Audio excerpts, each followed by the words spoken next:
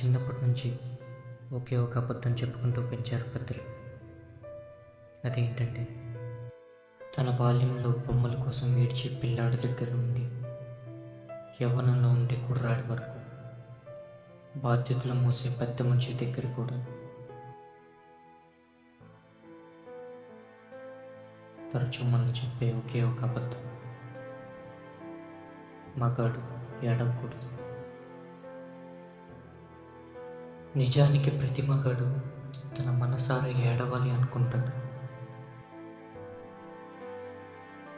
కానీ తన చుట్టూ ఉన్న సమాజం ఏమనుకుంటుందో అని భయపడి తన బాధను తనలోనే ఆహుతి చేసుకుంటాడు.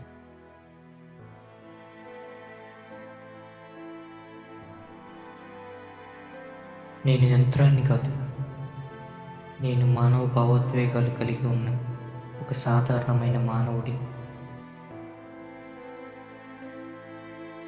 కన్నీళ్లు పెట్టడం అనేది మన బలహీనత కాదు. నిజానికి కన్నీళ్లు పెట్టకుండా ఉండకపోవడమే మన నిజమైన బలహీనత.